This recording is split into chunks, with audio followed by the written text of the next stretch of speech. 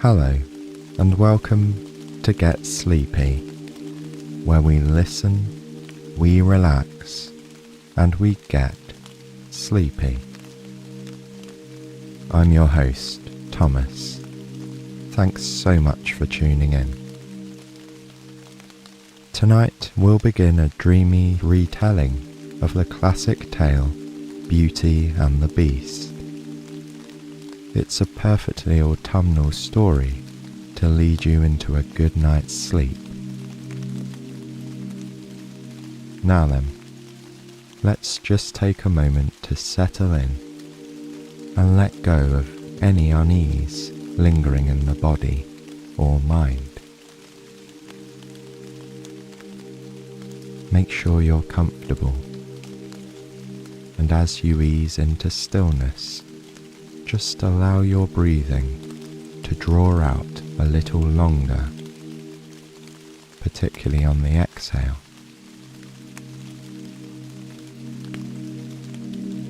Focus your attention as much as you can on your breathing.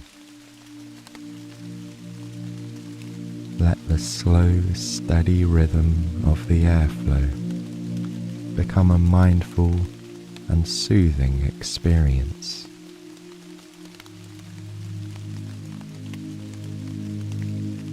When I speak to you here prior to each story, I try to say the things that I know I would want to hear if I were falling asleep to this show. I've found the process of getting to sleep in particular rather difficult throughout much of my life. I still have bad patches nowadays, but I've gradually learned to remain calm and not let it stress me out on those difficult nights. Yes, it can make the next day a fair bit more challenging, but getting worked up about it only brings more wakefulness. So remember, while you listen along tonight, you can use your breath to help pacify any stress, tension, or worry. It's a simple yet effective way to calm the nervous system and guide you into a beautiful night's sleep. And that's especially true when you combine those deep breaths with a dreamy bedtime story like this one. It's a tale as old as time. So, without further ado, let's drift into the fairy tale world of Beauty and the Beast.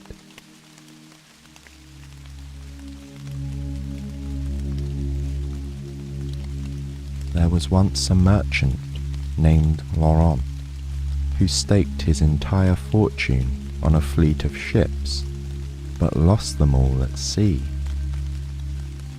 Being a widower, he didn't have to take this news home to a wife. However, he had 6 children who had grown used to a life of relative privilege. When the debts were called in and rumour spread that the family was penniless, most of them took the news hard. As days turned into weeks and the ships didn't appear in the port, the merchant had to begin selling their fine furniture, their carriage, and even his daughter's jewellery and expensive dresses. They had to give up their richly appointed house and move to a cottage on the outskirts of town. Laurent was frequently away, visiting business acquaintances and trying to find partners who might invest and help him rebuild his business. While he travelled, his children, who were 3 boys and 3 girls, were left to keep the house on their own. Although they were practically adults, the 3 boys and the 2 oldest girls were largely useless when it came to practical skills. They had become quite accustomed to a life of study and idle luxury. The youngest daughter, whose name was Camille, was the most willing to take on the necessary household chores now that they were without servants. Perhaps it was her more impressionable age, or perhaps it was that she had a sweeter, more steadfast temperament. Whatever the combination of factors, Camille did the best she could to learn the basics of running a household.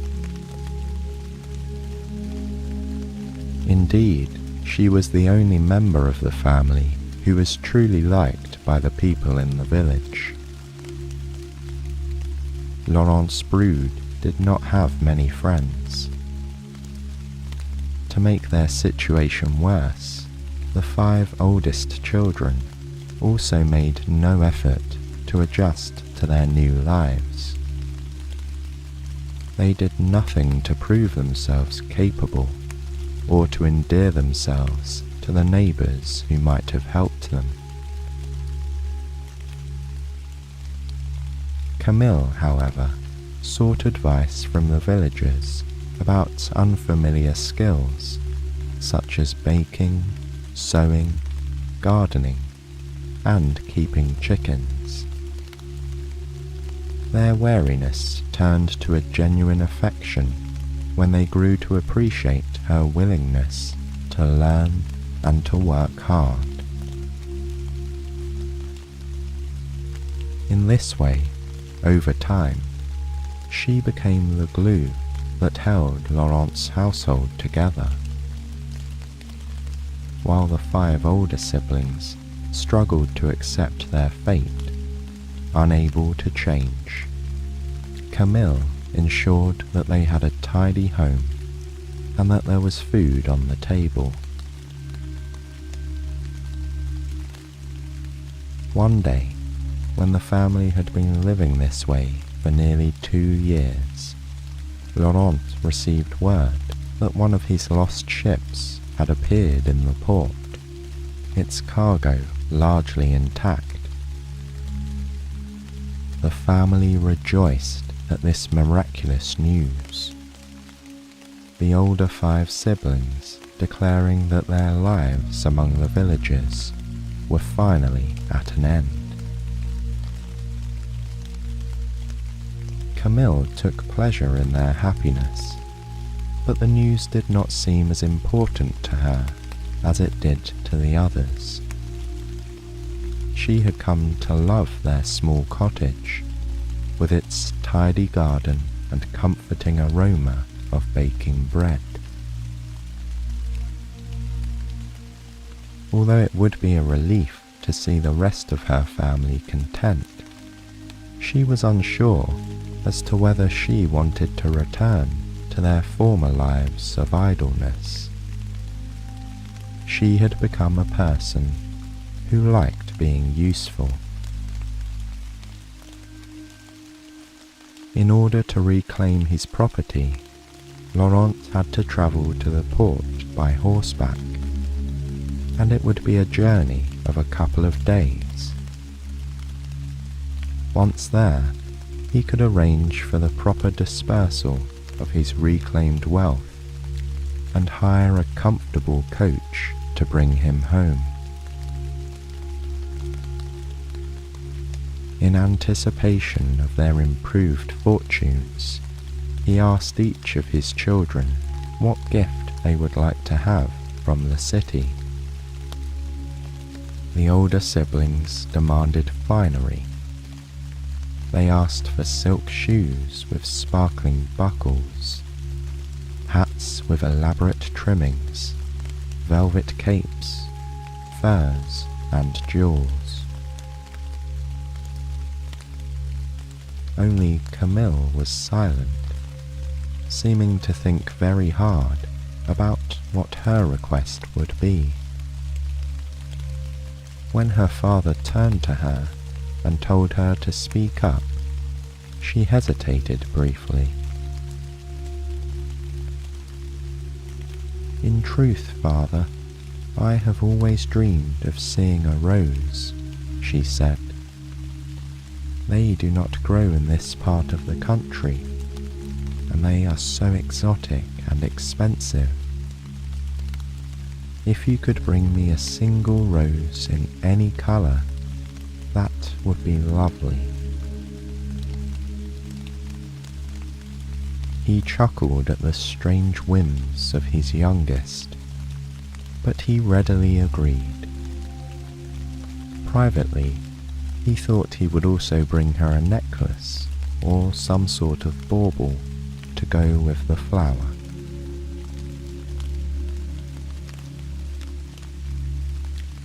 The weather was fine on the morning of his departure. Camille took care to pack his saddlebag with provisions for his journey, and she wished him farewell with a somewhat tearful smile. The others were more cavalier. They were used to their father's travels. They cared only for the gifts they could now expect upon his return.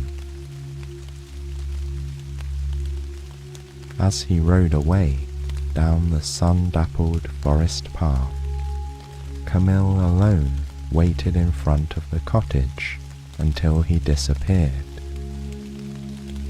She had a strange feeling of misgiving, but she didn't want to speak up. After all, their fortunes had obviously taken a turn for the better.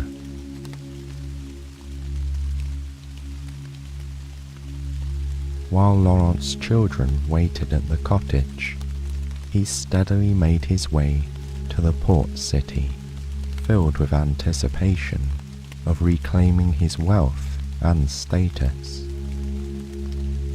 It was true, of course, that he had still suffered heavy losses. However, with the cargo in this ship, he could seed a new business, perhaps building up to a new fleet of ships.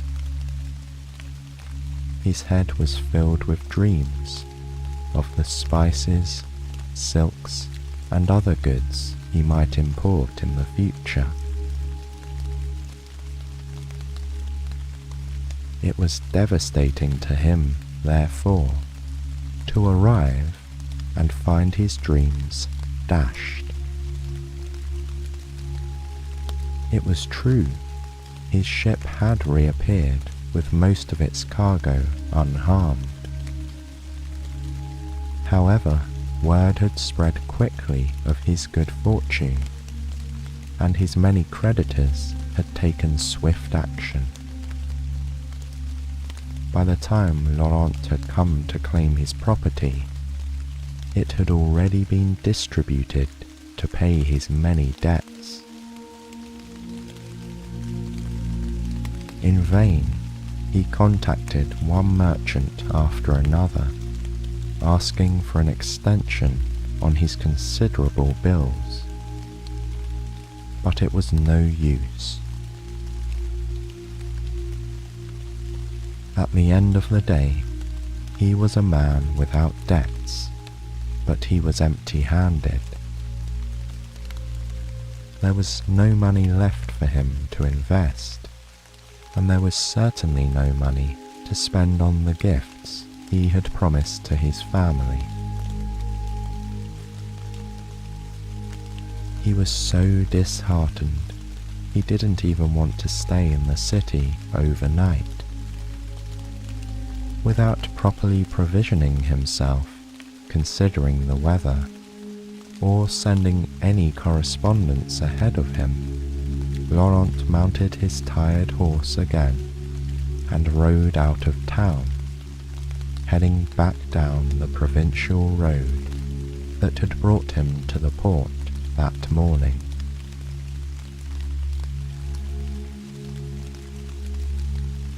Laurent was a few hours outside of the city when darkness fell and a storm descended. Lightning and thunder crashed all around him, and the wind gusted mercilessly, blowing limbs off the trees. Laurent's horse became frightened and bolted away from the main road, taking him into an unfamiliar forest. Realizing too late that he had been foolish to undertake this nighttime journey, Laurent began searching in the gusting wind for any sort of shelter, such as a cave. How long his horse wandered through the howling gale, he did not know. Finally, he saw a tall stone wall arise before him. He urged the horse onward, hoping he had reached a house where he might shelter. Arriving at the forbidding wall of rock, he saw that it was not a house. It was the wall around an estate. A tall and imposing iron gate stood ever so slightly open. Having no time for good manners, Laurent dismounted and pushed the heavy swinging gate wide enough to pull his horse through. Together they slowly headed up a paved walkway that receded ahead of them into the swirling darkness. With leaves flying all around and rain pelting him from all sides, Laurent could barely see the massive structure that emerged ahead of him in the wicked gloom. It was a mansion, to be sure.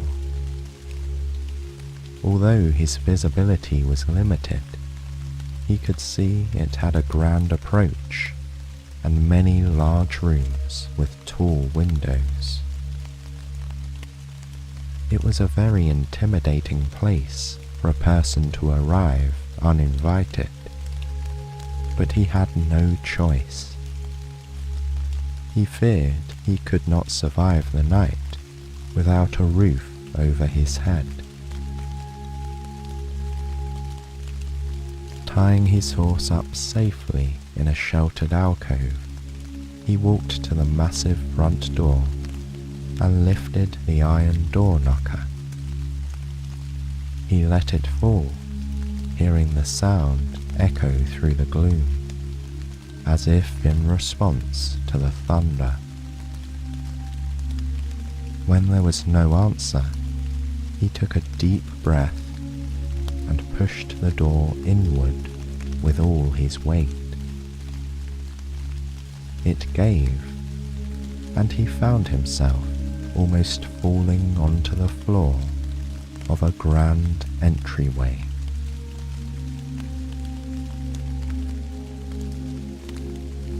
Laurent lay on the cold flagstones for a moment, regaining his breath in the eerie stillness.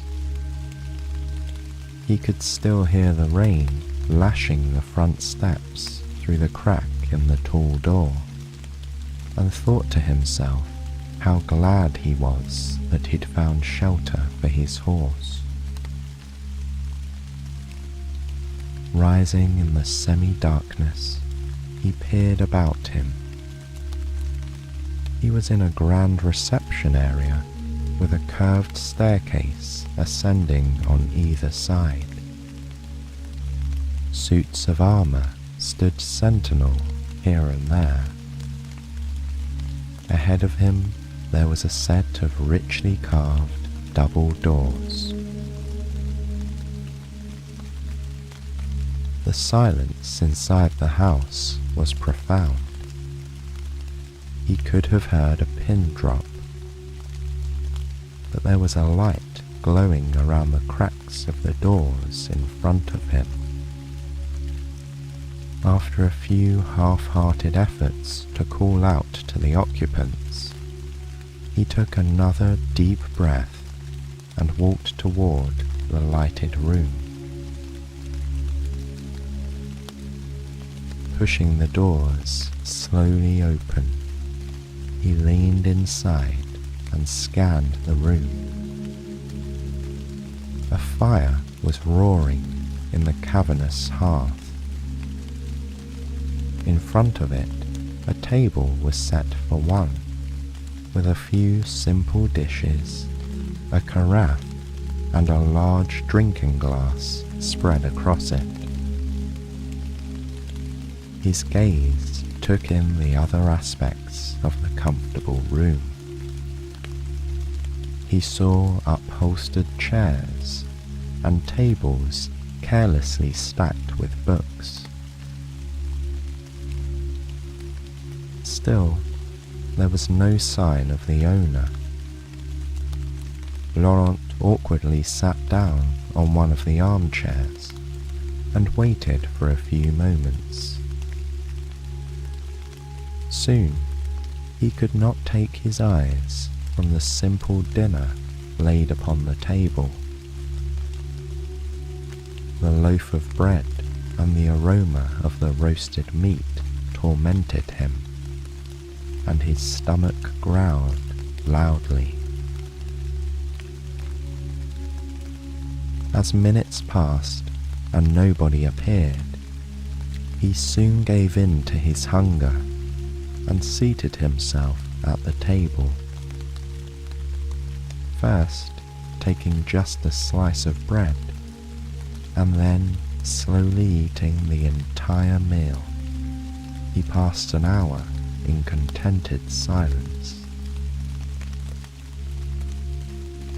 Perhaps, he thought, the owner was away from home and sheltering from the storm elsewhere.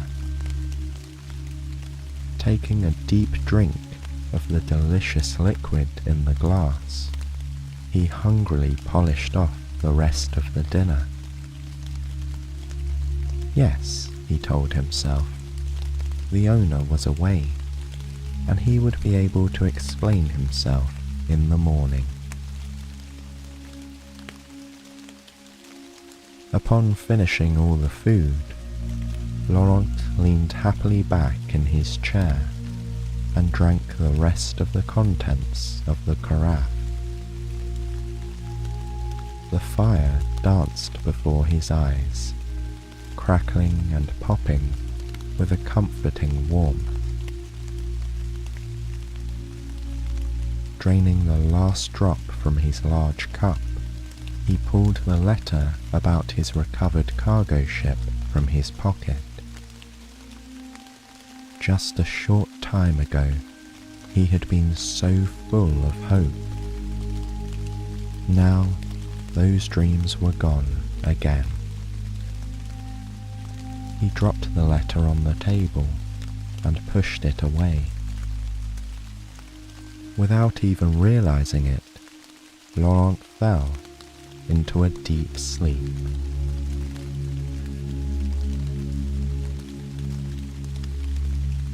He slumbered through the night without dreaming.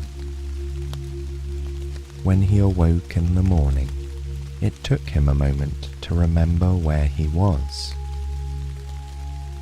The fire had long ago burned down, and the plates and glasses he'd used the night before were still on the table. It appeared that his host had not yet returned home. Feeling sheepish that he'd entered a stranger's home without invitation, his embarrassment got the better of him. Rather than wait for the return of the owner, Laurent resolved to slip out of the house as quietly as possible. and be quickly on his way. After all, he told himself, the dinner would obviously have gone to waste anyhow. Raising himself from the upholstered chair, Laurent moved across the chamber and pulled the double doors open. The morning light filtered weakly into the entryway, illuminating the austere hallway so that he could see it much better than the night before. Stepping self-consciously into the foyer, he found himself tiptoeing between the vigilant suits of armor, as if they might come to life any moment and bar his path. Peering around him at the twin curving staircases, he noted that their carpet runners appeared neglected and fusty. It was as if nobody had been living here for some time. He walked lightly across the flagstones to the enormous front door. He reached for the handles and pulled with all his might. It slowly slid open again, revealing a misty courtyard outside. Squeezing himself through the crack and then pushing it shut behind him, he straightened his waistcoat and attempted to muster some dignity.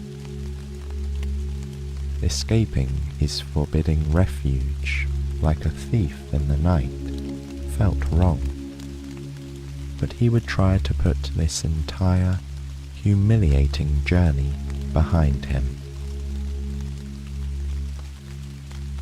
Making haste, he returned to the alcove where he'd left his horse tethered the night before. He was glad to find her well. He reached into his saddlebag to feed her an apple he had left over from the supplies Camille had packed for him. Then, untying the horse, he quietly led her down the stone path he had travelled in the whipping wind the night before. Looking behind him, he saw the mansion rising darkly into the growing daylight. It was an enormous chateau, long, beige and rectangular. The building had a main centre section and was flanked by identical wings on either side. The windows were tall and narrow, lining all the 2 large floors with a regimented appearance. They seemed to be staring down at him. The sloping tiled roof was thickly populated with chimneys. Turning away from the sight of the imposing chateau, he led the horse toward the front gate, taking in the overgrown gardens on either side of him. As he was nearing the end of the walkway, he spotted a particularly charming pergola that was overrun with rose bushes. Standing in the center of a round seating area was a rosebush blooming with the most stunning pink roses he'd ever seen. All at once, he remembered his promise to Camille. Resolving to keep his word to his youngest daughter, he eagerly set to cutting blushing roses from the bush with a knife he kept in his bag. One rose would not be enough to make up for the circumstances of his reappearance. he would take them all. Laurent was so absorbed by his task that he didn't hear footsteps approaching. However, as he backed away from the rosebush, now devoid of all its blossoms, he sensed he was being watched. Turning, he saw a tall, fierce-looking man glowering down at him. Or, at least, he thought it was a man. The being who stood before him resembled a human, but he was bristling from beneath a wilderness of facial hair, and he had an abnormally tall and muscular build. Obviously not prepared for company, he was wearing a wrinkled linen shirt and breeches, as if he had stormed over in a hurry. He appeared to be furious. "What do you think you are doing?" he said in a loud growl, like that of a wolf. Laurent froze, painfully aware of the bouquet hanging from his left hand. He stuttered out an explanation, saying that he thought nobody lived here. He said he assumed the roses would not be missed. Then, seeing no change in the man's fearsome countenance, he finished weakly with the explanation that he had promised some roses to his daughter. The beastly man in the linen shirt waited in stony silence, as if considering his next words carefully. Then he drew himself up to his full height and said, "You took advantage of my hospitality without asking. You ate my dinner. You slept in my chair. All of this I was willing to overlook without confronting you. However, you have now taken every bloom from my most prized rosebush. It has great personal meaning to me. There is not another like it, and each of those flowers is priceless in my estimation. I demand that you make an effort to compensate me for this." Hearing these words, Laurent felt his heart sink. He shook his head in defeat and told the man that he could not pay anything at all. He had nothing to offer. His stony-faced host regarded him coolly.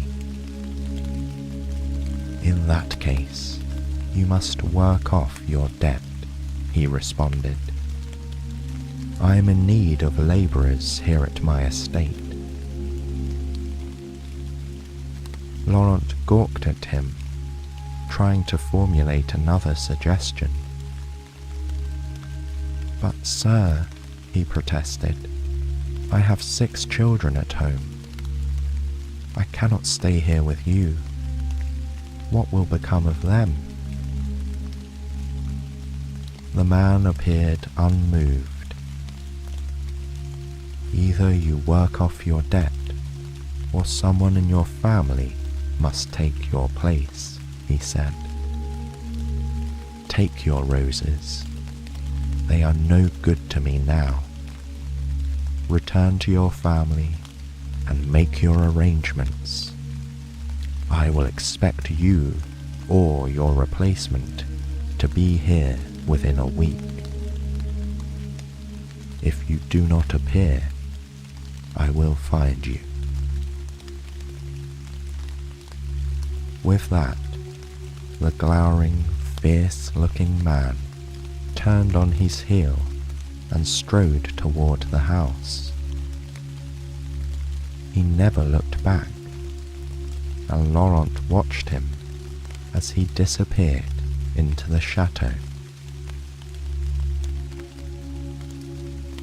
Laurent could see no other option than to go home and tell his children what he had done. He did not know how, but he would have to make arrangements for them to manage in his absence. Perhaps when the man had cooled his temper, he would see sense and not keep Laurent in his service too long. With the storm past and daylight on his side, Laurent was able to follow his path back to the main road and continue onward towards home. He rode steadily but slowly as he considered the news he'd have to share upon his arrival. It was a beautiful day. The mist lifted, and the early autumn sun showered him with a cheer that felt out of place. The birds sang sweetly, as if nothing was amiss. But his heart was heavy, and he was hesitant about what was to come. When he arrived home late that night, his children greeted him with excitement. After all, they were expecting gifts. Opening and closing his saddlebags, they playfully reached around to find the finery he had promised them. With regret, he instead offered each of them a rose. Camille took hers and smelled it with delight, admiring its perfection. But his other 5 children demanded to see their real presents. That night, around the crowded kitchen table, Laurent told his children what had happened on his ill-fated journey to the port city. He related the loss of his remaining fortune, as well as the circumstances leading up to his current obligation to the owner of the mysterious chateau. When he concluded that he would have to return and work off his debt, the 5 oldest siblings were not pleased. They pouted, asking how they were supposed to manage in his absence. Camille alone was silent.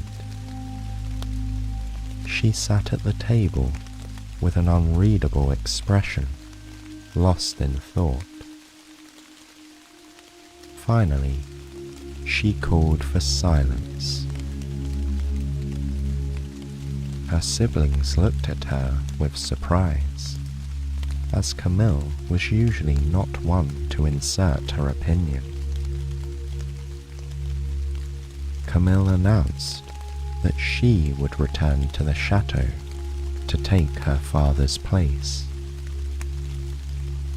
Laurent's eyes filled with tears. He protested that he could not and would not allow such a thing. However, Camille's sound reasoning was difficult to counter. Father was needed at home to support the family. She, however, could be spared. Furthermore, she did have some household skills and would be able to do whatever cleaning or cooking was allotted to her. No, she concluded, there was not another reasonable solution. It was she who would work off the family debt. It only took a day or two for Camille to prepare her modest belongings for the journey. As the rose her father brought her began to wilt, she pressed it in a book to dry. She wanted to have a reminder of why she was leaving home to work for this beastly stranger on a distant and isolated estate. Camille was nervous about leaving behind everything she had known, but she was determined to make her father proud.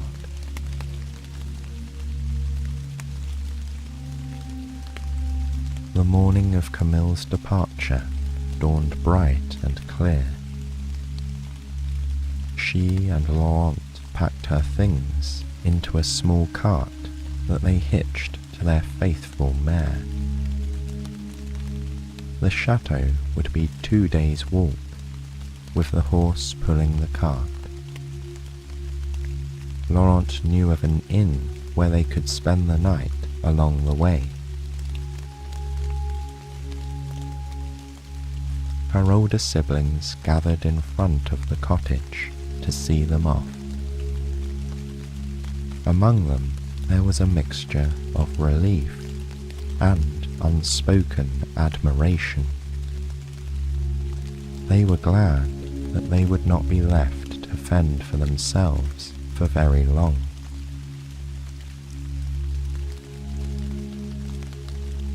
It was a somber journey for Laurent and Camille.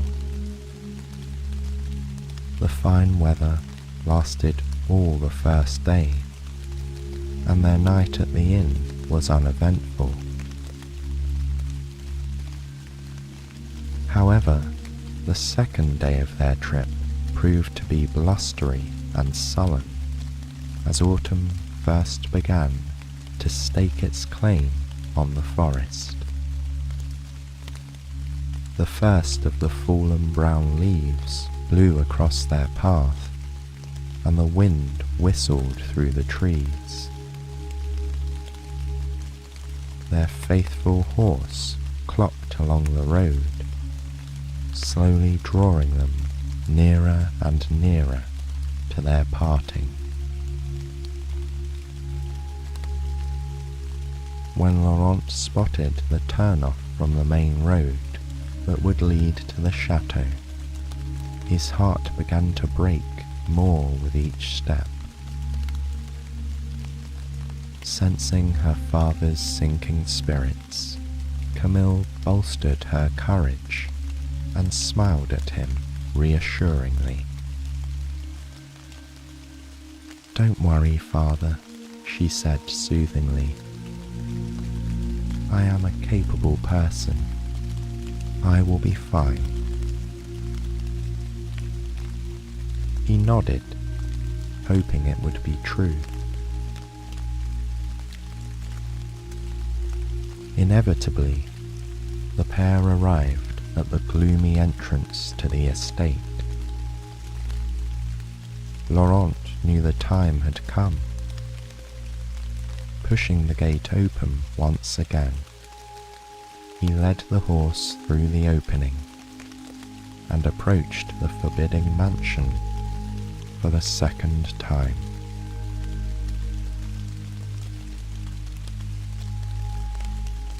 Camille stared openly at what lay before her.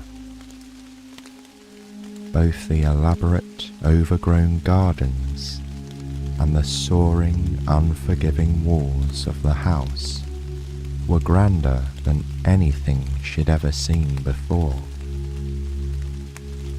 It was overwhelming, but also beautiful in its austerity.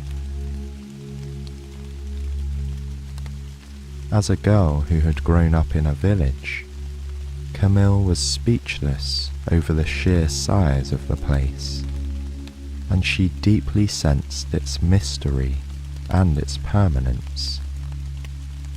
The very stones seemed to slumber as if they had long waited in secret, hoping to be rediscovered.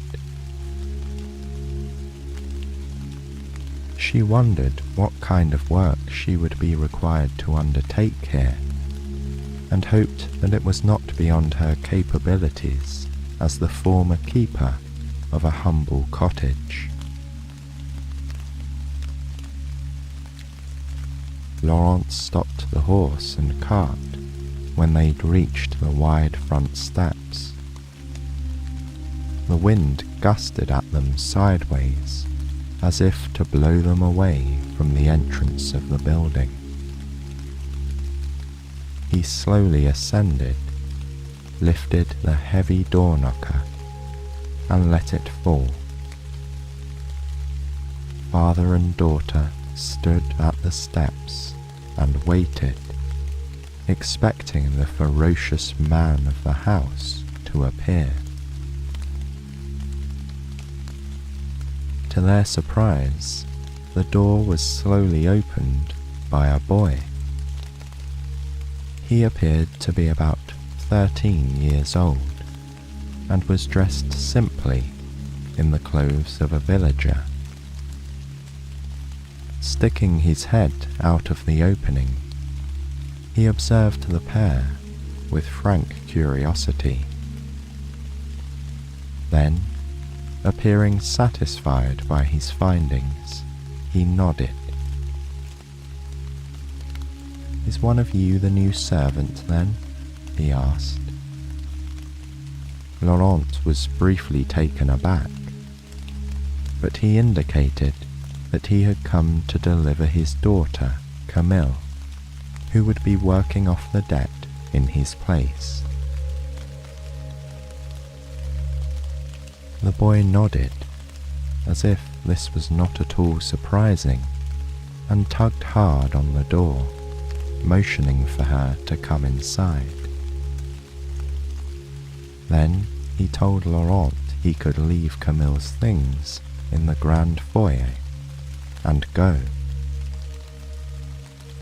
With that, the boy scuttled off into the recesses of the house, presumably to announce that the new servant waited.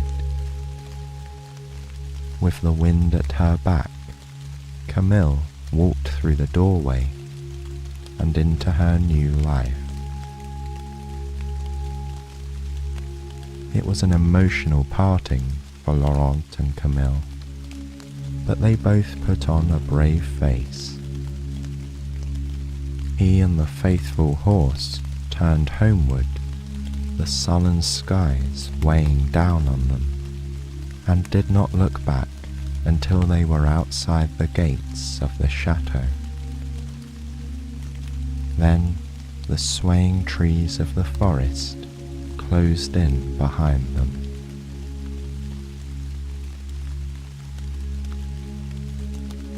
Camille stood uncertainly in the echoing hallway. The grey light of the overcast day made its way into the room via tall windows above the door, but it did nothing to create a feeling of warmth. She suppressed a shiver, edging closer to the trunk that held her belongings. She told herself she would need to muster her courage and do her best.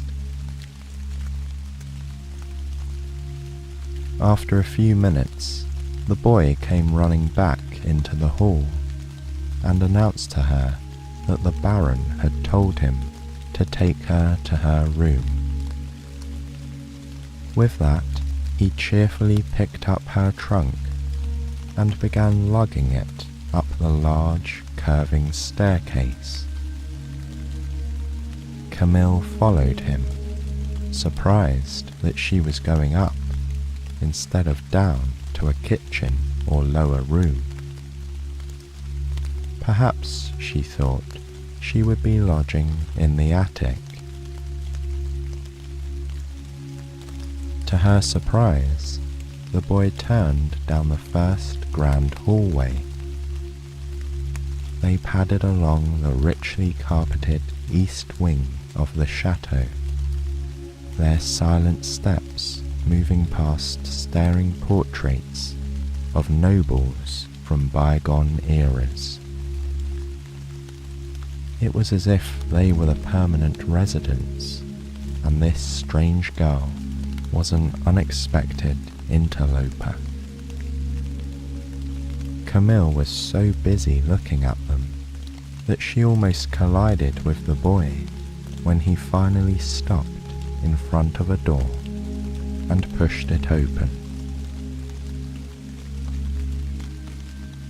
Camille followed him inside and was surprised to find herself standing in the most well-appointed bedroom she'd ever seen. It was not overly large, and the furnishings were sober, but the canopied bed, the fine fabrics, and the rich wood trim were very luxurious. While she surveyed the room, noting a cozy window seat and a small dressing table, the boy knelt and started a fire in the grate. When it was crackling, he stood and dusted off his hands, grinning at her. "I'm Gabriel," he said, "and I help the Baron out around here with this and that. I'm so glad you've come. It does get a bit solitary sometimes, and I could use some help with the day-to-day." Camille wasn't sure how to respond, although she wondered what exactly the day-to-day was. Instead, she thanked him for the fire and asked when she would be meeting her new employer.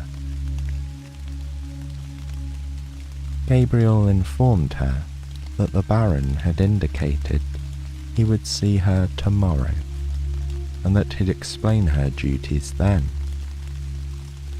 For now, the boy would be bringing her a simple supper, and hoped she would rest well for the night.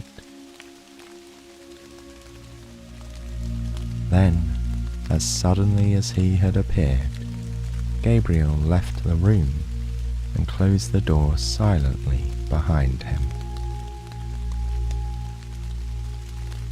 Camille gathered her senses and went about unpacking her things. She hung her clothes in the large wardrobe and carefully put her small number of books on a side table by the bed. Flipping open the volume on top, she looked at the pink rose that lay between its pages. Smiling woefully to herself, she closed it again and pushed it to the side. Walking over to the window, she pulled the heavy drapes aside and tucked herself into the soft pillows of the window seat.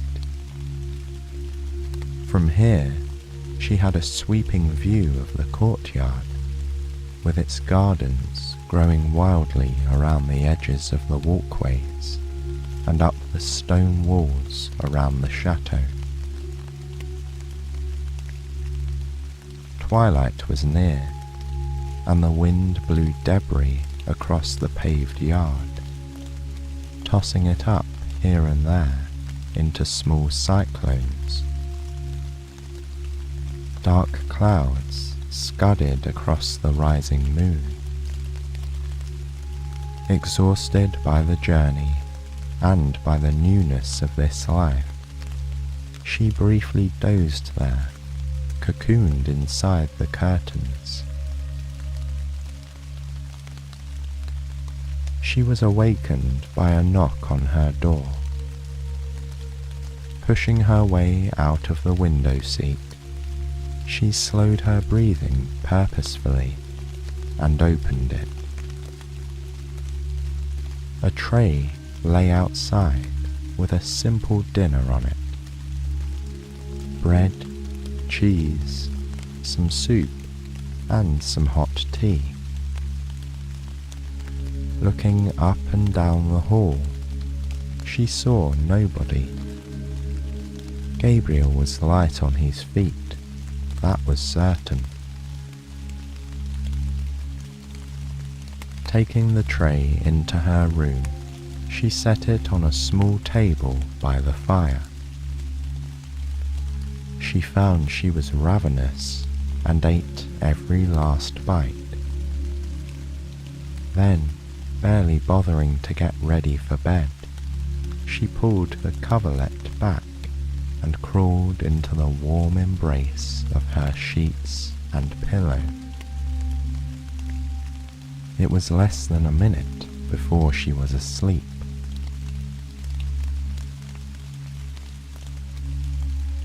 That night, Camille had strange dreams. She saw herself walking the dark halls of the chateau, following a large dog. The animal disappeared into different rooms, reappearing a few seconds later in the hallway each time. Trying to catch up with it, she came to a doorway where it had recently vanished.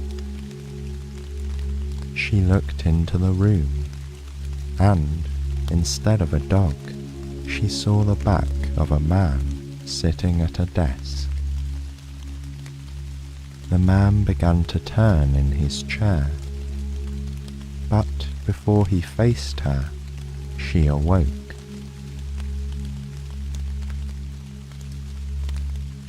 Sitting upright in bed, she saw that the fire had died down, and the sun was shining in her window.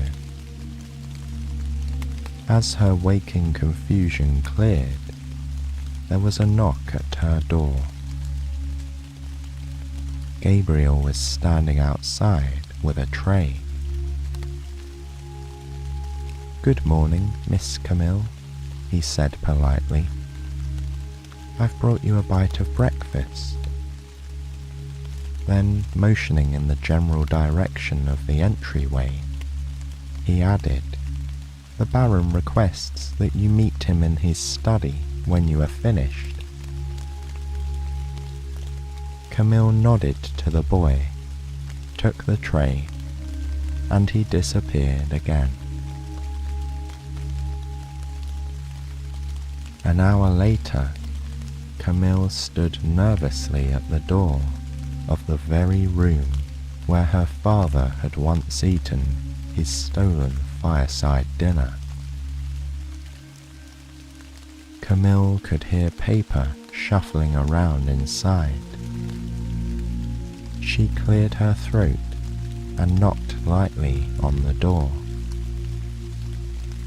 The noises stopped, and she heard a chair scraping across the floor. Momentarily, an enormous man with a copious amount of facial hair appeared. His features were unattractively prominent, and his face appeared to wear a natural scowl. He was a truly alarming sight, but Camille took care not to reveal her feelings and dipped her head politely in greeting. The huge man peered at her appraisingly and nodded his ungainly head in return.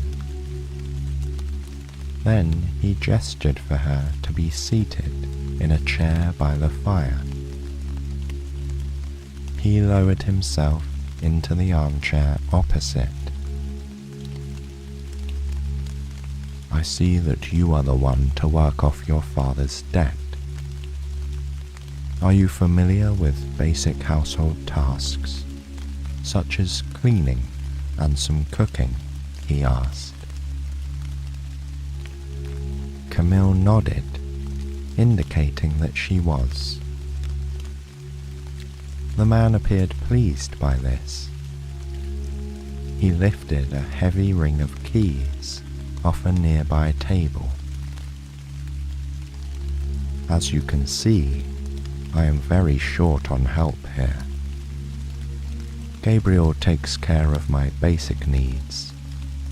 His mother keeps me provisioned with bread, milk, and eggs each day, and he runs errands to town. But there is nobody else to manage the estate other than myself. I'm sure you can tell that by looking around. It's still too much work for just you and Gabriel, but we will make do. He paused, as if waiting for a reply. Camille was aghast at the idea of being the only housekeeper in this huge mansion, but she didn't think there was a point in saying so. The man continued.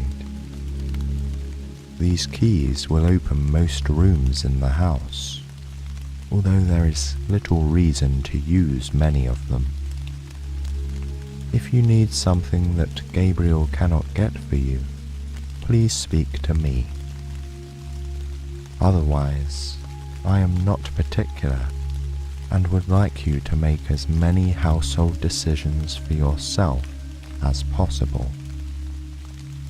I spend most of my time in my study or in the library.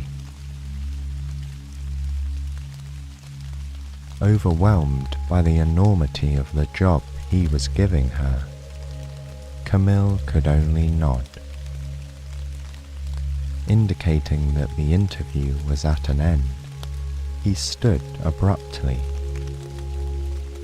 Camille rose from her seat, took the ancient-looking keys from him, and nodded. Then, as she made her way out of the room, he called after her. Dinner is at 7 p.m. I think it would be very sensible if you would join me in the dining room. Camille bobbed her head, thanked him, and left the study. She stood, somewhat bewildered, in the echoing front hall, feeling at once that she was lost in it, and also that it was closing in on her. Spreading the heavy keys across her open palm, she gazed at them reflectively. She didn't know what doors they opened, but they held a quiet aura of authority about them. She was stirred from her reverie by the sight of Gabriel emerging from the shadows. Grinning brightly in her direction, he asked if she would like a tour. She gratefully accepted, and so her adventure of being the housekeeper at the chateau began.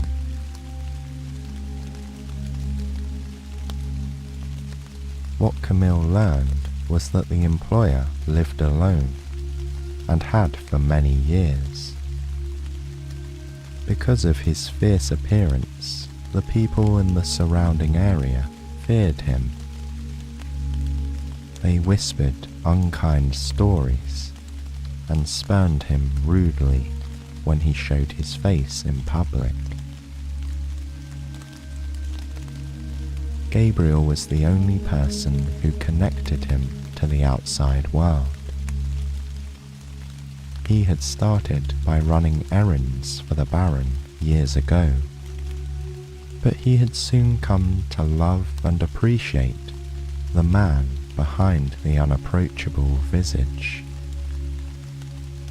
He insisted that the Baron's bark was worse than his bite. Now, Gabriel spent every day at the house, taking care of what necessities he could. At night, he returned to his family's small home on the outskirts of town. "Truly, miss," he insisted, "the Baron is a fair and kind-hearted man." Gabriel gave Camille a tour of the many rooms and the corridors of the entire chateau, which was suffering from neglect throughout.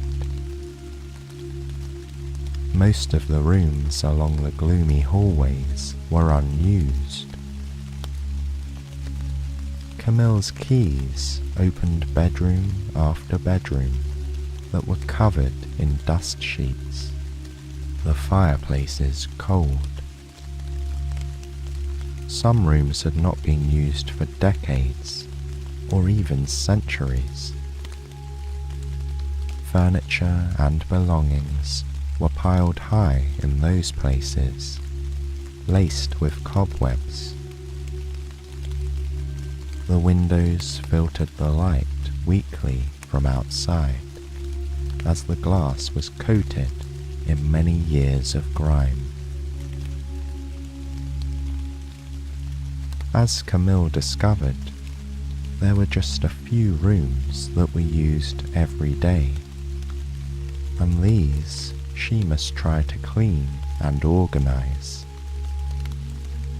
Those included the kitchen, the Baron's study, and the front entryway. Most marvelous, however, was the library. Gabriel allowed Camille to peek into the library while the Baron was busy elsewhere, and she was astounded by it. A huge room with high ceilings and gold trim opened before her. Bookcases stretched all the way to the very top, lining every part of every wall, except where there was a window. Rolling ladders perched at the end of each side of the room, ready to slide across the bookcase and allow the visitor to reach any volume they wanted. And the volumes. It seemed there were too many to count. With spines in many colours of crimson, forest green, navy blue, and brown, each begged to be pulled from the shelf and perused at length. Camille was an avid reader of the few books she had possessed during her father's financial disgrace, but she had never seen or imagined a collection like this one. According to Gabriel, the Baron spent a large amount of his time here, and it did appear to be true. Tables throughout this lavish hideaway were piled with tomes that were open to particular pages or collected in groups. 2 worn leather armchairs spoke of long hours turning their heavy pages. Gabriel told her solemnly that he was to always keep the fire going in the grate during the day. Camille imagined what it would be like to open one of these countless volumes and sink into a soft chair, inhaling the scent of the aged and ink-laden paper It was intoxicating.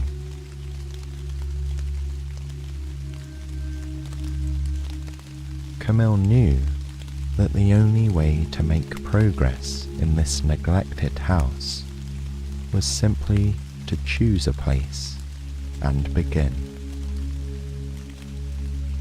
That first day, she and Gabriel dusted and aired the front hall and cleaned the kitchen. Gabriel and the Baron had been making simple meals there for a long time, but much of the space was in need of attention. Camille was not an expert cook, but she took pleasure in making the kitchen shine again. She sent Gabriel to town with a list of supplies to be delivered. Then, standing in the grand, silent kitchen, she began to work. Unused countertops were cleared of their dust. Pots and pans received a much-needed polish. The cold and empty space slowly began to feel alive again. By the time she was due to sit down to dinner with the Baron, she had prepared a simple meal of roasted chicken. It was not complicated, but she was proud of it. With little time to tidy herself, Camille returned to her room.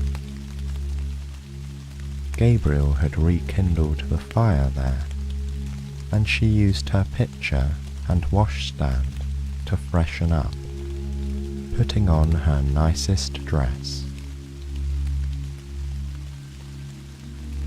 As she walked to the window to pull the drapes for the night, she paused and peered out into the gloom.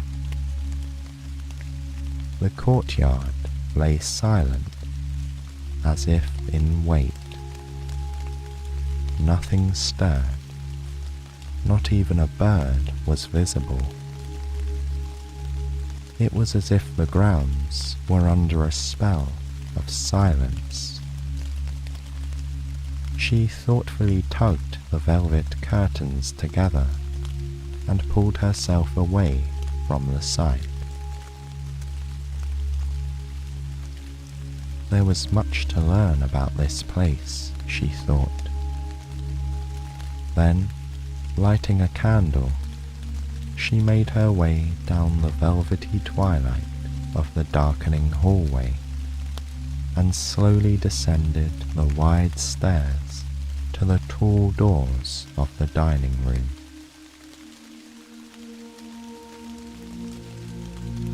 The space was very grand for two people.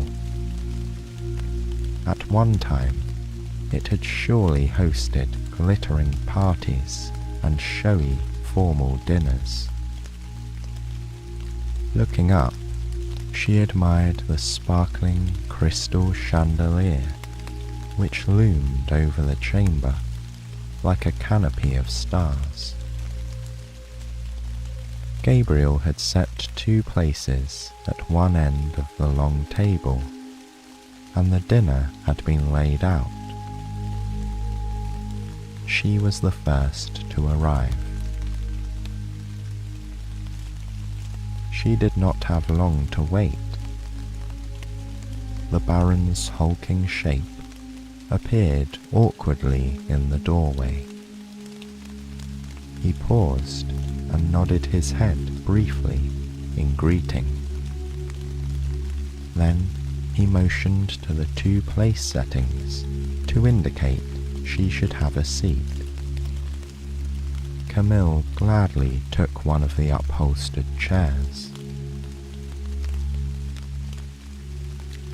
"I can see you have been hard at work with Gabriel today," the Baron commented, raising his eyebrows at the hearty dinner she had prepared. He has borne a heavy burden these past years as my only help. I'm glad you will be here to take on some of his labours." Camille nodded, unsure of how to respond.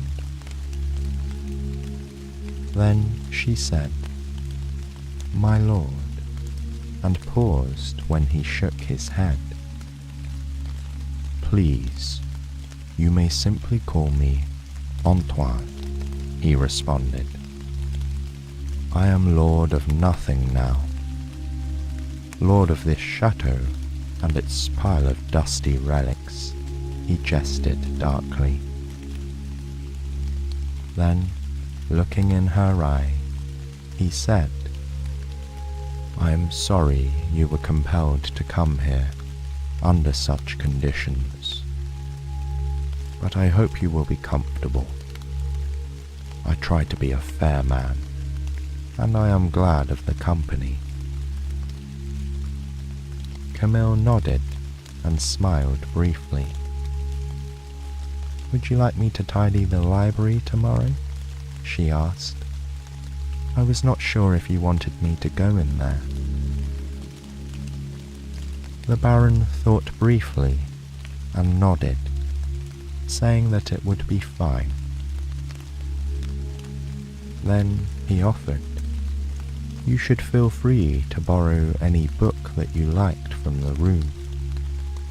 After all, in the words of Descartes, the reading of all good books is like a conversation with the finest minds of past centuries. I think you will find that my library has quite an incredible capacity to provide any book you have ever heard of. It is rather magical in that regard." Surprised by his kind offer and civilized words, Camille observed her unfortunate-looking employer while he ate. She had been at the chateau only a day, and her entire view of her situation had begun to change. She was the mistress of a large house, with full independence to work as she chose, and she had just been offered entrance to a vast library. Perhaps this twist of fate was not going to be as grim as she had imagined. She regarded her plate quietly in the flickering firelight, hearing only the clinking of silverware on china. The Baron and Camille did not speak much during that dinner, finishing their food in respectful silence. Later, when she rested comfortably, tucked into the crisp white sheets in her grand canopied bed, Camille felt hopeful. This isolated estate appeared to hold many intriguing secrets, and she looked forward to discovering them in good time.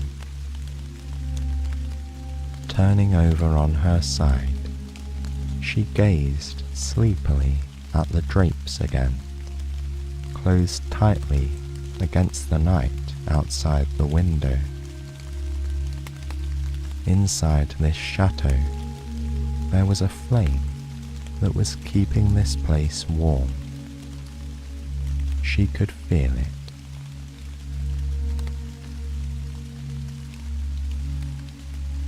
The next day, after tidying up the kitchen, Camille cautiously approached the library.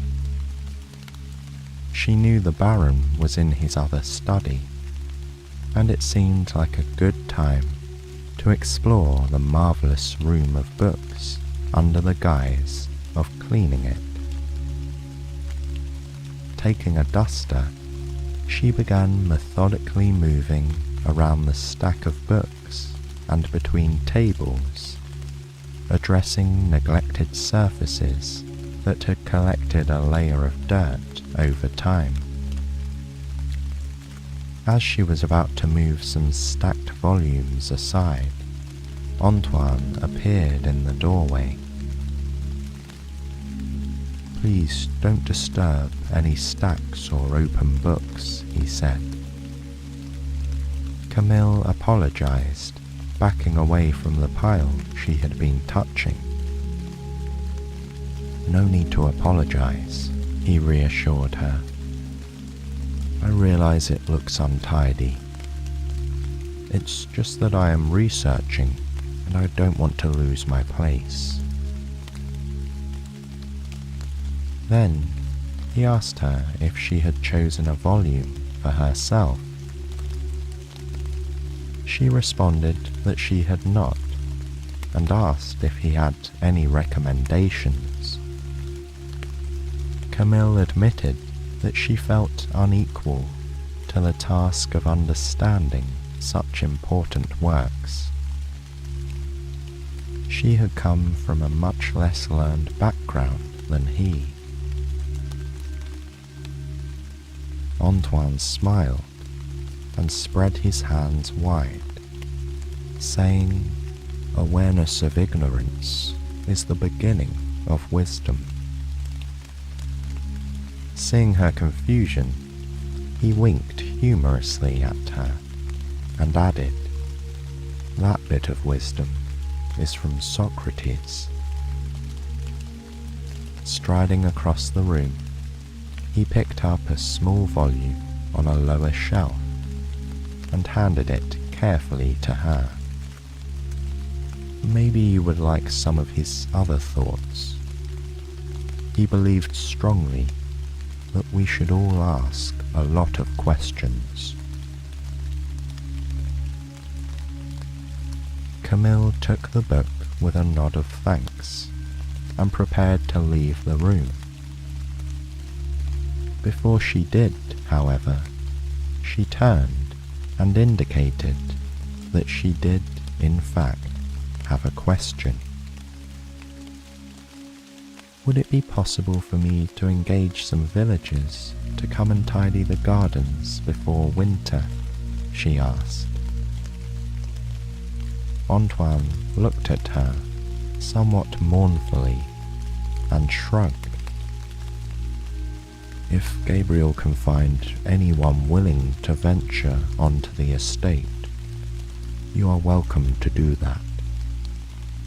Unfortunately, most are afraid to enter the walls of the chateau. I'm afraid many outlandish tales have been told about me over the years, which is why I find myself mostly alone." Camille frowned. "How can you bear it? Does it not make you angry to be treated so unfairly?"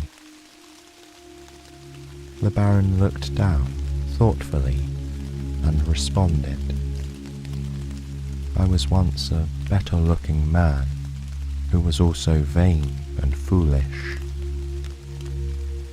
It took a great misfortune for me to see the error of my ways, and the scorn people have for me is probably just payment for my folly."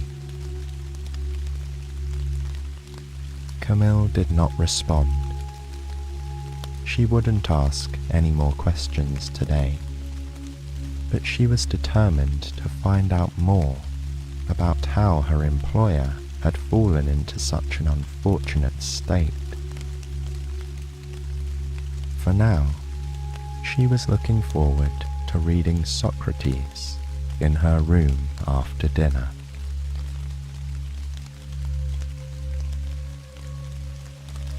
Camille quickly adjusted to her new life as the housekeeper of the chateau, and even came to love it. By sheer bribery, she was able to have Gabriel hire a few village men who came to the estate one day and rid the gardens of years of neglect. This was only after they received strict instructions from Camille not to hurt the rose bush by the pergola. Apparently, it had been planted by Antoine's mother and was very special to him. She almost regretted having the village men come to the house when she overheard them speaking ill of Antoine. "They say he is an absolute monster," one exclaimed loudly to the other. "Lives like an animal in there," another added. "No manners and unfit for human company. But I'll take his money," the man finished rudely. Camille noticed Antoine standing by the window, listening to the entire exchange. She rushed to close it, anxious to spare him the men's heartlessness. He waved her off, apparently unconcerned. "I'm used to this type of talk," he explained. "It has been many years since I was able to circulate in society." Camille was nonetheless upset. How can you tolerate such unfairness from people who don't even know you? How do you not loathe them? She asked. He shrugged, gazing thoughtfully at a stack of books on a nearby table. A great English playwright named William Shakespeare once wrote, "Heat not a furnace for your foe so hot that it do singe yourself."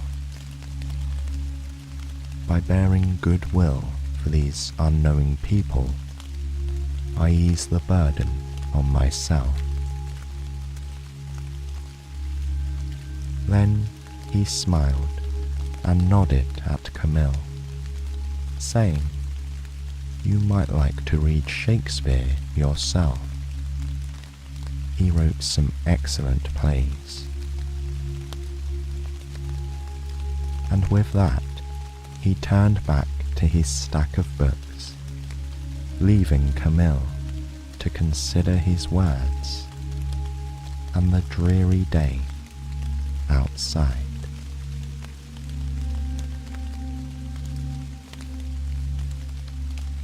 Despite the large amount of work that waited to be done each day, Camille still made time to explore the house. As autumn properly set in, with its crisp days, early sunsets, and chilly evenings, she would wander the corridors with a candle, using her heavy ring of house keys to find out what was behind the myriad closed doors that lined the halls. Most of them were bedrooms. It was obvious that this country chateau had once hosted many fine guests of the nobility. Now covered in dust sheets, one darkened room after another revealed elegant four-poster beds, expensive furniture, and dusty, fabric-covered chairs. One day, she found what appeared to be a very special room. It had clearly been a lady's chamber.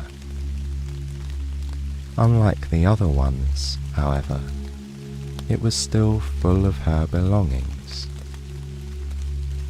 A graceful dressing table was covered with jars of powder and perfume bottles that twinkled in the afternoon sunlight. Elaborate wigs of the type worn decades ago sat nearby on their own stands, as if waiting to be taken to a ball. Opening the wardrobe, Camille was astounded to find a row of decadent silk dresses in the fashion of the time before the Revolution. She ran her hand lightly over their delicate skirts, almost afraid that they would disintegrate in her fingers. She imagined the elegant woman who must have worn them. Opening the chest of drawers, she saw that it was filled with glittering necklaces. One small velvet container held a ring with a twinkling sapphire in it. Closing the box, Camille slid the drawer shut quietly. She would not want to appear to be thieving. Regretfully, she slipped back out of the room and locked it again. It was like a portal to a happier time, and by far the most beautiful thing she'd seen in the house.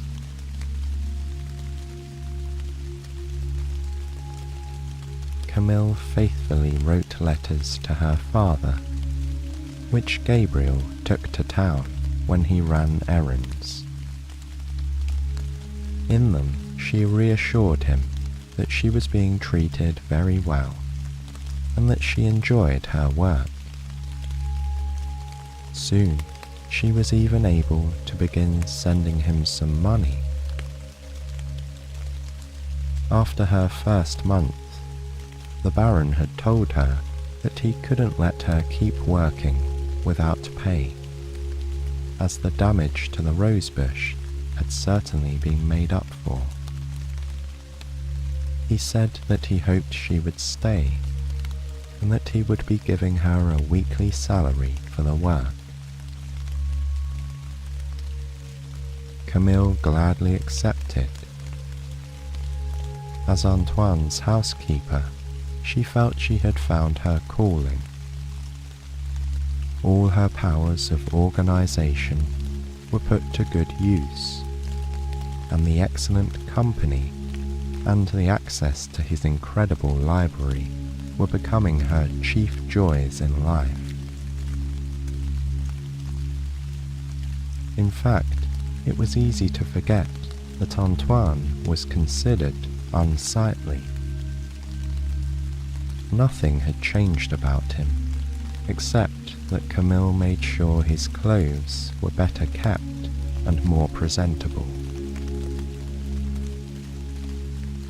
Once in a while, however, she would see a normal, nice-looking man reflected back in a mirror when he passed it on the wall.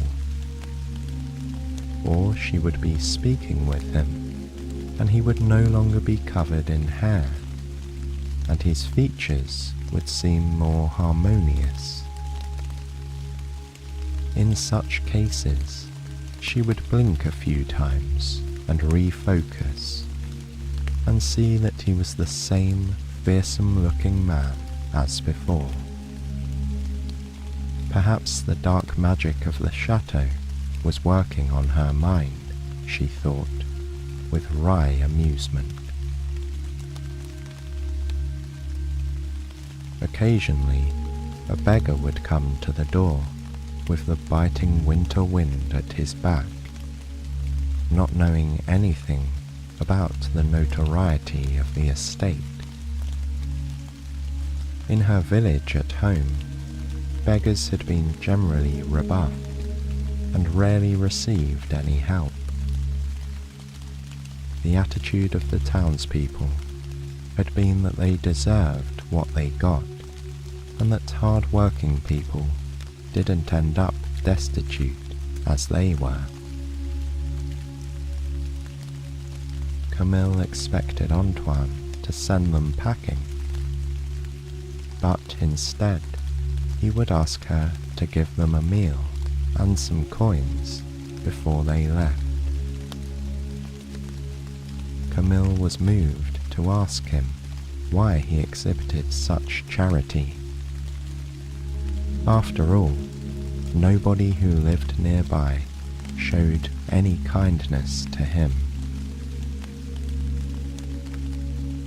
Once again, he referred to a great philosopher he admired, this one named Aristotle, saying, "It is the characteristic of the magnanimous man to ask no favour, but to be ready to do kindness to others." Then, somewhat woefully, he added, "I must learn to be a more magnanimous man, because it is my prior path in life that led me to ruin."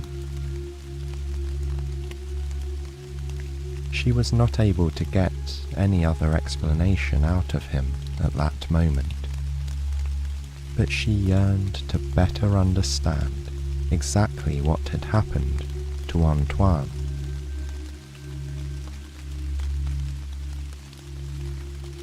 That evening, they chatted companionably in the candlelit dining room over a hearty winter stew.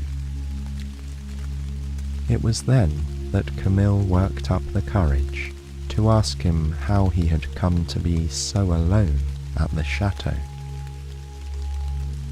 Antoine appeared to hesitate, sighing deeply and leaning back in his chair at the table.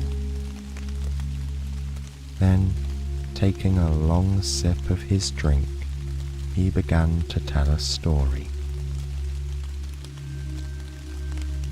"Many years ago, I lived here with my mother. My father had died when I was a young man, and that was how I became lord here. I loved my mother. She was a beautiful person, inside and out. Always the life of the party, but still managing to be kind to everyone. It was her rosebush that your father stripped of its blooms." Antoine paused uncomfortably, and then continued.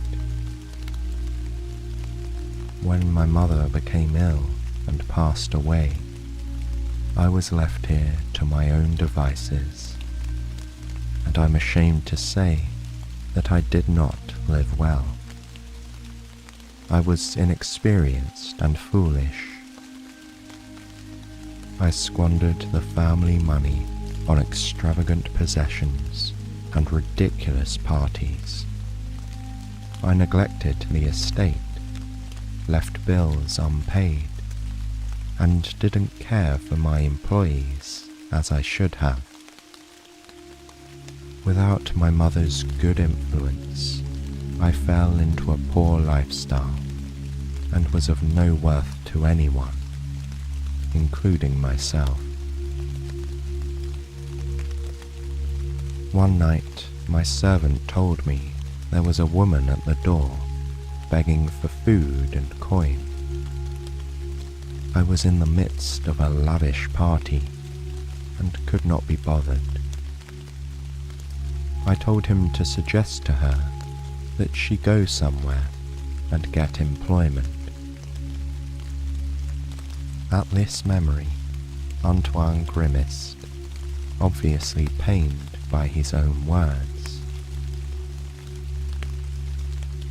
Before the servant could send the woman off, she pushed herself through the crack in the door and told me that I was cursed by my own foolish vanity. She declared that I would spend my days spurned and unloved, and that the secret to my release could only be found in humanity. At this, Camille furrowed her brow. Humanity? What did she mean by that? Antoine shrugged. This is the riddle I have wrestled with for decades. I appear to have a limitless number of books in my library by wise philosophers, mathematicians, and poets. The best and wisest of what humanity has to offer is at my fingertips, probably part of my strange enchantment.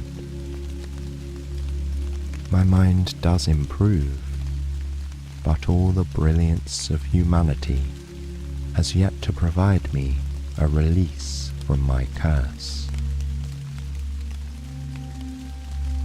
Camille regarded him from across the table. She could hear the light crackling of the fire punctuating the silence, and imagined him sitting before many fires for a long time without anyone to talk to.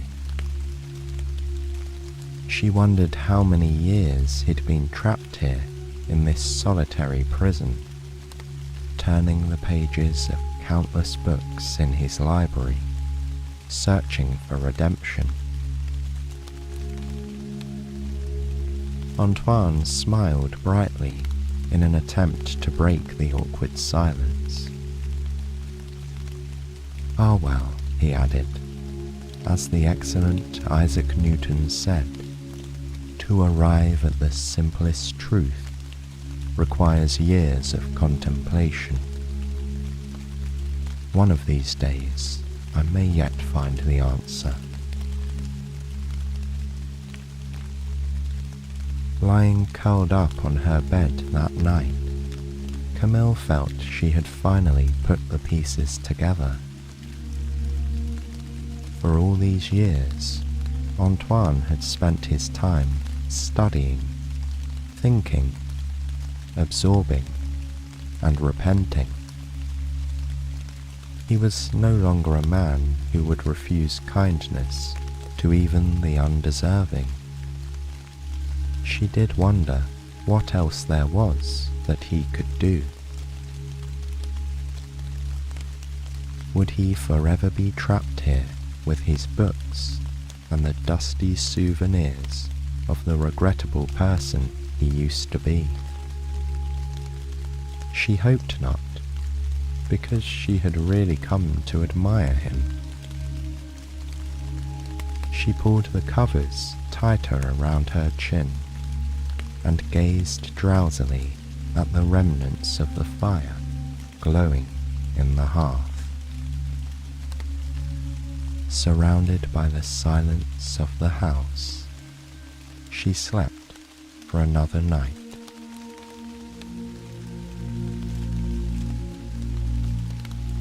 All through the crystalline deep freeze of winter, Camille and Antoine went about their lives at the chateau in pleasant companionship, with Gabriel as their faithful connection to the outside world.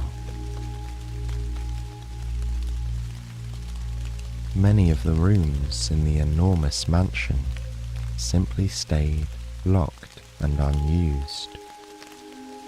The part of the house the trio needed for their daily activities was snug and clean, thanks to Camille's faithful management. Meals were simple but hearty.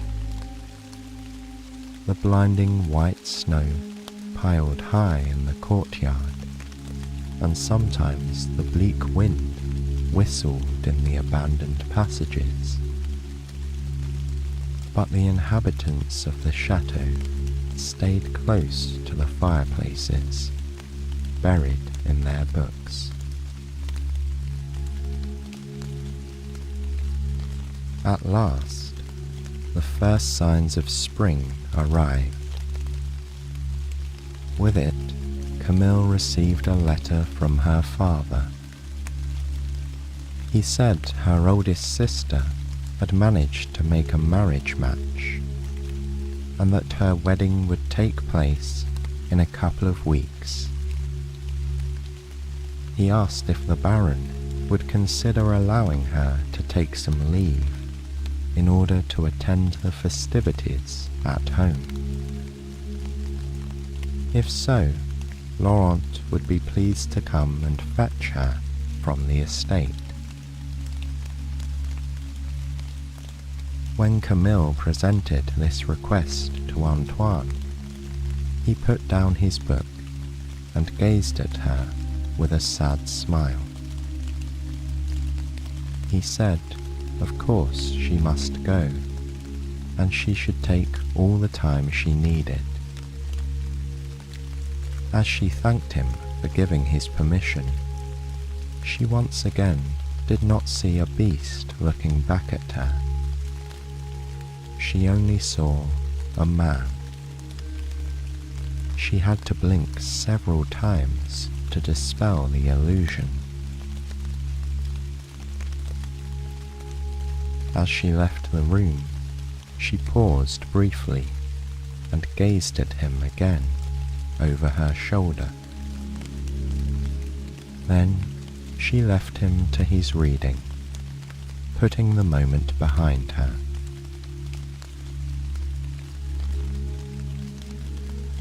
Her journey to and from her sister's wedding was uneventful.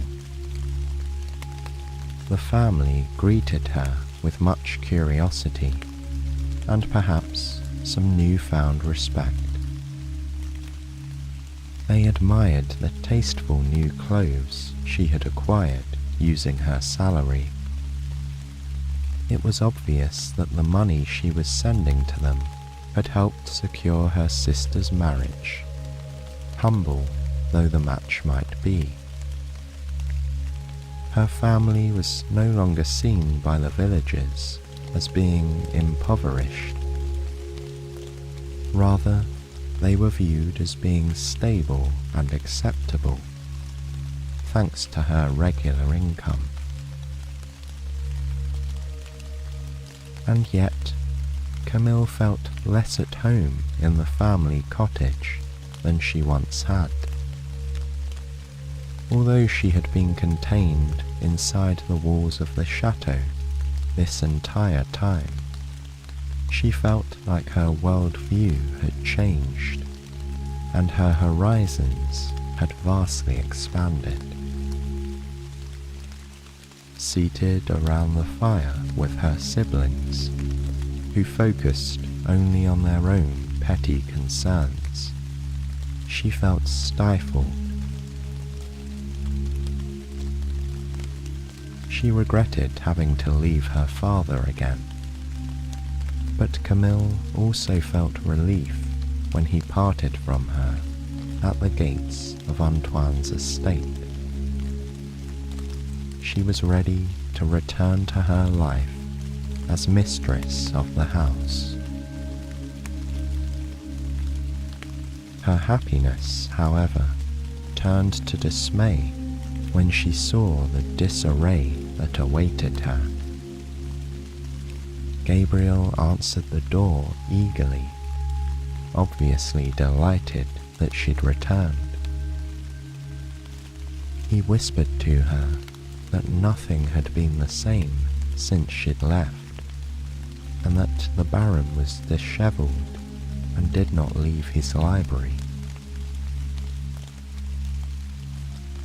After putting away her things, Camille went straight to see Antoine. As she cautiously opened the door to the library, she found the room in a complete mess. Books were everywhere, lying open, in stacks, and generally tossed about the floor. Empty drinking glasses lined the tables. Antoine sat slumped in a chair, looking as if he hadn't changed his shirt in days. At the sound of her arrival, however, he looked up with an expression of sheepish relief. Once again, in this moment, Camille felt she only saw him as a regular man, and she struggled to adjust her view. She knew, logically, that she was standing before an unkempt, unshaven, and rather beastly person. However, her eyes were playing tricks.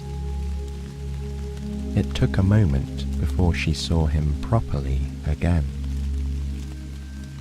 Yes, there he was, in dire need of cheering up. It only took a few days for Camille to set everything right again. The dust and neglect of a couple of weeks were easily dealt with, and the Baron's mood improved instantly upon her return. Gabriel begged her in confidence, however, not to go away again. He said the Baron had sunk immediately into the most terrible melancholy, and had been completely useless about managing anything at all, including remembering to eat his meals. With spring bursting out all over the estate, it was impossible to be sad for long. Camille became very glad she had taken the trouble to have the garden cleared before the winter.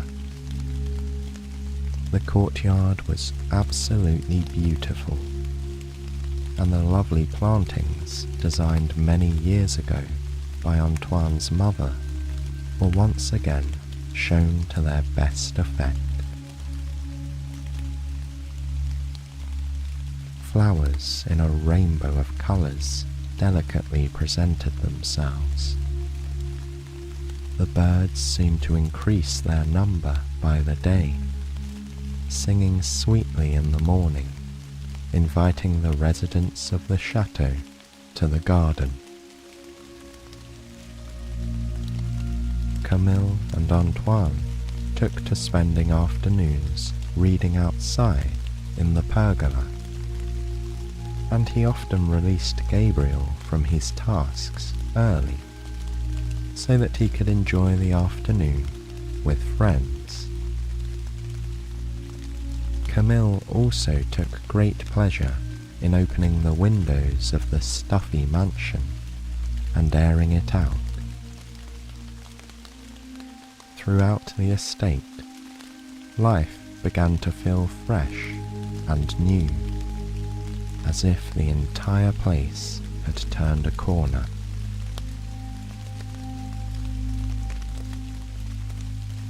As the summer grew near, Camille received another message from her father. It seemed now that her other sister was due to wed. Once again, she was invited to attend the event. Camille was torn. She felt obligated to be with her family for the nuptials, but she couldn't imagine leaving Antoine once again. Faced with this dilemma, she came up with a highly unusual plan. She suggested to Antoine that he should escort her to the wedding and take a room at an inn nearby. Antoine was aghast at the suggestion. "Have you not seen how people react to me?" he asked her. Camille had been expecting this, and she countered that her own village was far from here, and that people would not already have opinions about him based on hearsay. Privately, Camille did not view him as being terrible anymore. She only saw the wise, kind man that she'd come to know. Surely, she thought, the people at home would give him a fair chance. The strangeness of a lord attending a village wedding did not even matter to Camille. She had long ago stopped seeing Antoine as either beast or baron. He resisted and refused, but Camille said she would not go without him. Faced with the prospect of causing her to miss her sister's wedding, Antoine finally agreed. He seemed to dread the prospect, however, and was in a dark mood as the planning went forward. Camille would not be deterred. She sent Gabriel to the tailor in town, requesting that a new and well-cut suit of clothes be made to Antoine's measurements. It had not escaped her notice all this time that he was wearing the frivolous styles from decades before. The new fashion these days was cleaner and simpler. He would have a dignified suit that made him look less like a relic.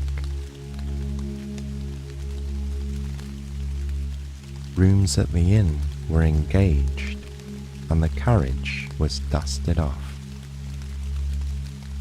Finally, a day came that Gabriel wished the pair well on their journey.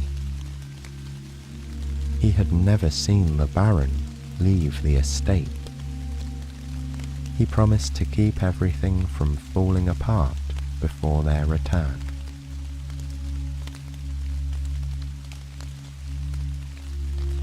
The journey to Camille's village was speedy by carriage. The distance was covered in just a day, and what a fine one it was. Summer was showing its face with verdant exuberance.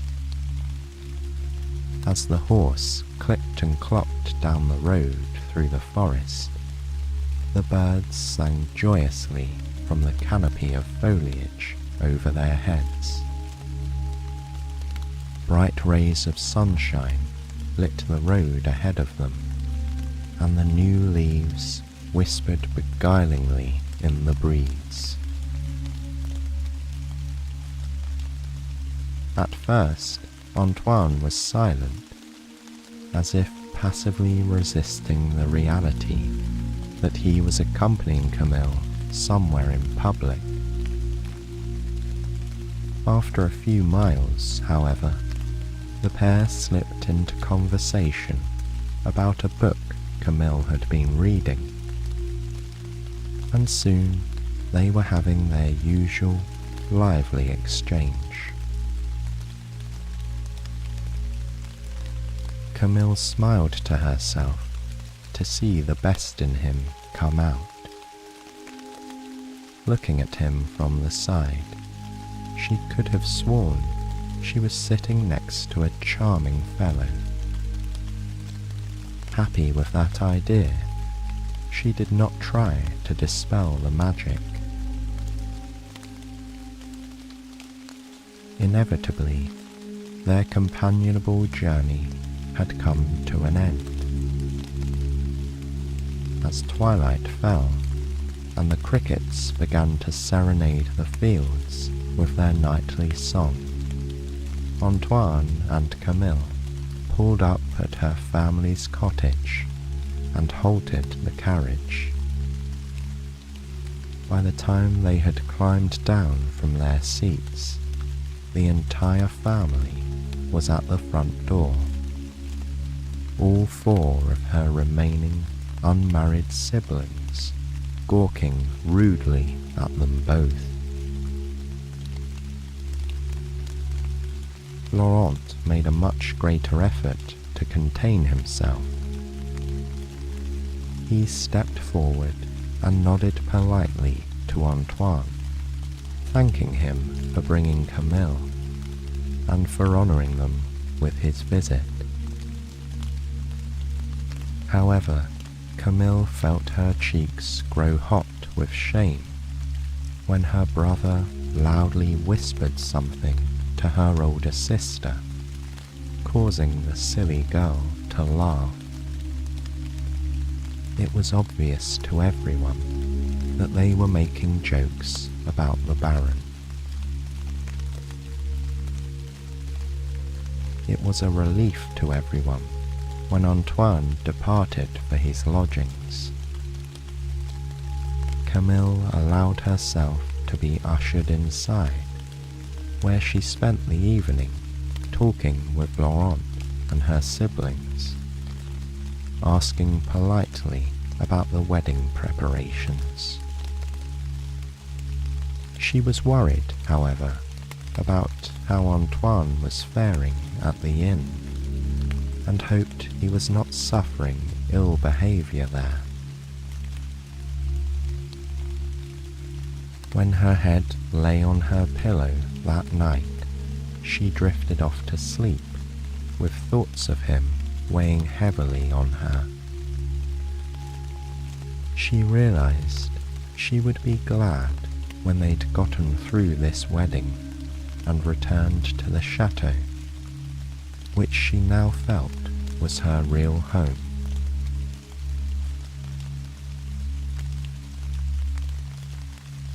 Antoine looked grim when he arrived at the church the next day for the wedding.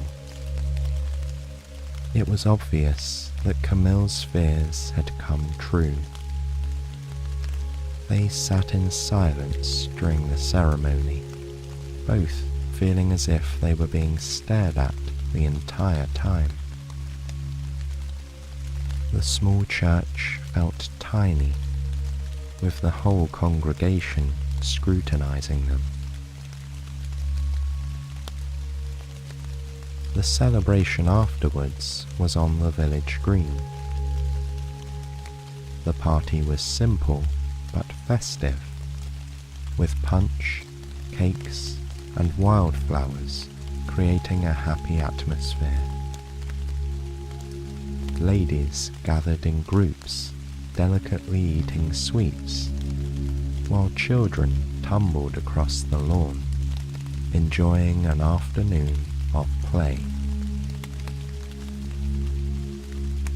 Camille and Antoine, however, did not feel part of the celebration. She stayed at his side, stiffly nodding to the villagers who had once been so kind to her. The welcoming people who had taught her to garden and bake years ago were now standing at a distance, whispering behind their hands and nodding knowingly in her direction. Not one neighbour had a polite word for Antoine, who smiled at all and said nothing. Her family was no help. They ignored the pair completely. As Camille and Antoine stood, fervently wishing for the party to end, they overheard two men speaking nearby. "He may have money," one said with a smirk, "but he'll never convince anyone to marry him with a face like that." The other man laughed. "It's a sad state of affairs when you have to court your own maid," he responded. Those words were the last straw. Camille put down her punch and walked to the centre of the gathering, tersely announcing that she had something to say and that everyone must listen. "I convinced the Baron to come with me, because I thought you to be good people," she said. "I was sure that his fine character and his kindness would make it obvious to you all that he is not the beast people make him out to be. Well, I'm ashamed to say that I was wrong. None of you are worthy of his notice. We will trouble you no longer. Let me tell you this, Antoine is a better man than any other here. I would choose him as a companion over every single one of you 100 times over, and that's the truth." The company was completely silent, looking in bewilderment from Camille to Antoine and back again. As she turned to face him, she saw the strangest thing. Where he had stood, a handsome, dignified man stood smiling gratefully in her direction. No matter how many times she tried to adjust her view or clear her head, his visage did not change. The excess of facial hair, the overly prominent features, and the massive proportions would not return. He was as handsome as any man she'd known, and that did not change. And whether it was a shift in perspective or the workings of an enchantment, the other people at the party seemed to be going about their celebrations as if nothing had happened. They greeted Antoine warmly and smiled at Camille as if nothing in the world was amiss. It was as if the entire embarrassing episode had never occurred. The villagers behaved, for all the world, like they'd never seen a beast in their company. It was both baffling and miraculous. A veil had been lifted for good. This quiet moment of triumph was how Antoine finally was released from his enchantment.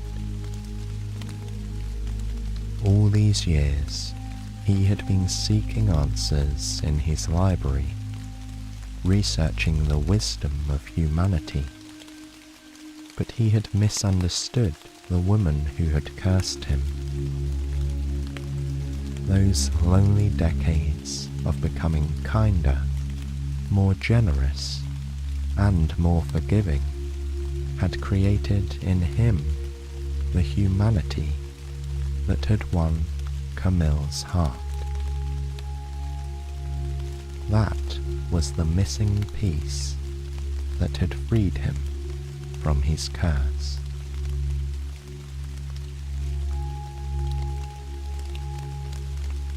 Not long after, Camille and Antoine sat together under the pergola in his garden, admiring his mother's rosebush, which was blooming abundantly once again. Twilight was descending upon the chateau, and the crickets were emerging to serenade the world as the happy pair enjoyed the balmy summer evening. Camille considered this glad new Antoine, appreciating his handsome face, so long hidden behind the guise of the beast. As she watched, he sat up straighter and reached into his pocket, pulling out the very ring she had secretly admired in his mother's dresser. "You were the only person who took the trouble to get to know me as I really was," he said to her. Then, in his way, he fell back to a quote from one of his many books. As Copernicus said, "In the middle of everything is the sun. You have become that sun to me." Winking at her, he added, "After all, I think you have adequately demonstrated that you are more than qualified to manage this chateau." Camille laughed and nodded her agreement, allowing him to slip the sparkling blue gem onto her finger. Gazing at it in wonder, she remembered the moment she had first seen it in the mysterious bedroom, among the fine dresses and the other jewels. It winked at her in the sunlight, as if to communicate a precious secret. She would now be part of the history of this house.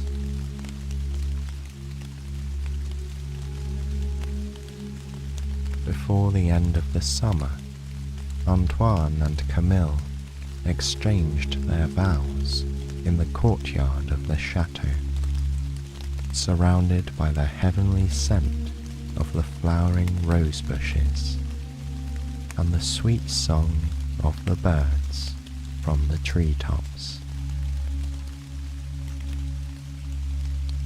As they stood in the shadow of the house, Camille looked at Antoine with a grateful heart and felt a strong sense of belonging in a place she had once found so foreign. This was no longer the same desolate place where she had arrived just a year ago. Through kindness, patience, and the search for wisdom, she and Antoine had also found happiness.